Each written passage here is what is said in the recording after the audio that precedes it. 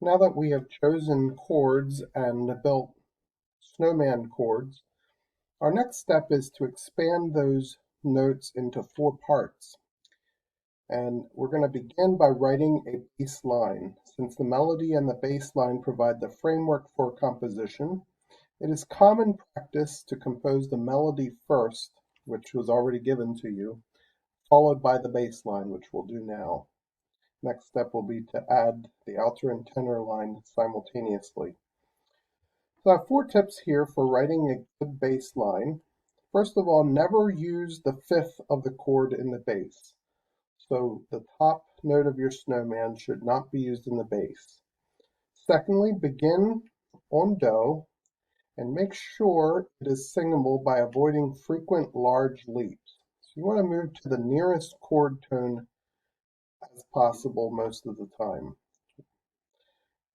Thirdly, compose the bass line to be in contrary motion to soprano line as much as possible. Contrary motion means that it goes the opposite direction to the soprano line. That means when soprano's ascending or going up, the bass line should go down, and vice versa. When soprano goes down, bass line goes up. That's not always possible, but it often is, and if you have to sometimes go the same direction, that's okay. But if you have a choice, go in contrary motion. And fourthly, observe the following range for the bass. You don't want to go lower than the bottom line of the bass clef or above middle C. Now go ahead and open up MuseScore and your exercise. I already have mine open. And here is mine. Yours will look a little different depending on what chord choices you made. And the first step I have here is we need to add another bass staff where we're going to put our bass line.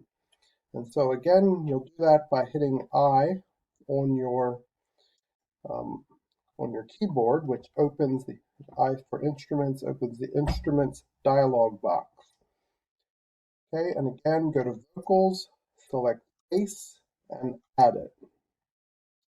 And again, if it's not in here, you can get different instruments to show up by changing this setting. Click OK, and you should have another bass line in your score. Now you want to begin and end on do, so our first note is fairly easy, although we have to decide on octave because we could start on the low G way down on the bottom line, or the top space is also G. And so either one would be an okay representation of our do. Now I see that soprano goes up first.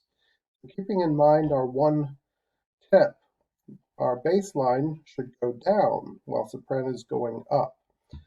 So if I start on the bottom line, that's the lowest note that you're allowed to write for bass, and I won't have to be able to go down with it. So I'm going to start on the top do, up on this space here.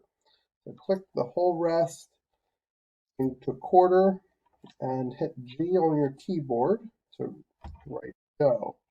And you could start on the bottom line, that's your choice. I'm just explaining why I made the choice I did. Same chord, so we're going to stay with the same note, although you could go to a mi. That would be a choice you can make, and you can try different things, see how it leads. I'm going to stay on do. Okay, now for this chord, we can go to a fa, which is a C, or a la, which is E. Remember, you do not want to write the fifth of the chord in the bass, so we can't stay on do because that's the fifth of the chord. So this would be a pretty big leap down if I went down to the low, oops, if I went down to the low C. Even that would be a big jump, and it would put me kind of high in the range, and it would also go the same direction. as soprano. But if I went down an octave, that's a big jump. That's an octave, a jump of a interval of a fifth.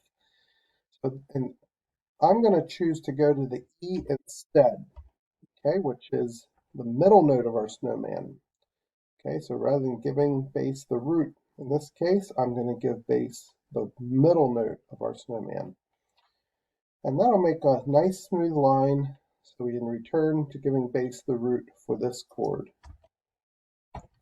And that is how I'm going to start my line.